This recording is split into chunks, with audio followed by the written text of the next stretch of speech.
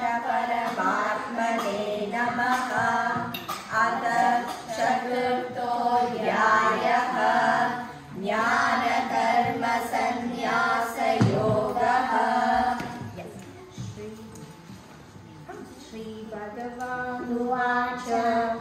इमं विवस्वते योगं प्रोक्तवान् अहमव्ययम् विवस्वान्मनवे प्राह मनुर्दिक्ष्वाकवे ब्रवीत् एवं परम्परा प्राप्तम् इमं राजर्षयो विदुः सकाले नेह महता योगो परतपः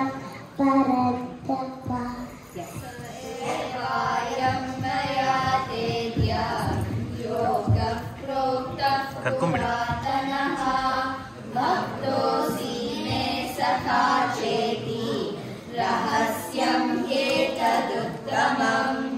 अर्जुन उवाच अपरं भवतो जन्म परं जन्म विवस्वतः कथमेतद्विजानीयाम् त्वमादौ प्रोक्तवानिति। श्रीभगवानुवाच बहूनि मे व्यतीतानि जन्मानि तव चार्जुन तान्यहं वेद सर्वाणि न त्वं वेद परन्तप। सजोऽपि सन्नव्ययात्मा भूतानामीश्वरोऽपि सन् प्रकृतिं स्वामधिष्ठाय सम्भवाम्यात्ममायया। यदा यदा हि धर्मस्य ग्लानिर्भवति भारत अभ्युत्थानमधर्मस्य तदात्मानं सृजाम्यहम्। परित्राणाय साधूनां विनाशाय च दुष्कृतां धर्म संस्थापनार्थाय सम्भवामि युगे युगे। जन्म कर्म च मे दिव्यम् एवं यो वेति तत्त्वतः त्यक्त्वा देहं पुनर्जन्म नैति मामेति सोऽर्जुन। वीतरागभयक्रोधाः मन्मया मामुपाश्रिताः बहवो ज्ञानतपसा भूता मन्मागमागताः।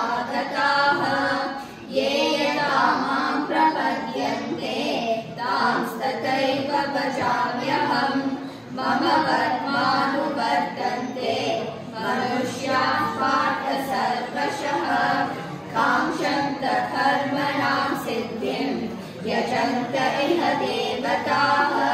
क्षिप्रं हि मानुषे लोके सिद्धिर्भवति कर्मजा चातुर्वर्ण्यं मया सृष्टं गुणकर्म विभागशः। तस्य कर्तारमपि मां विद्य कर्तारमव्ययम्। न मां कर्माणि लिम्पन्ति न मे कर्मफले स्पृहा इति मां योऽभिजानाति कर्मभिर्न स बध्यते।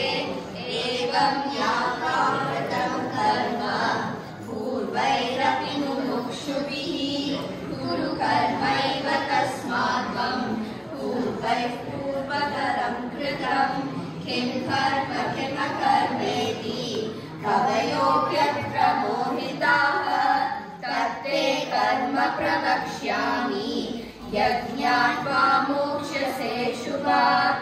कर्मणो ह्यपि बोधव्यं च विकर्मणः अकर्मणश्च बोधव्यं गहना कर्मणो गतिः।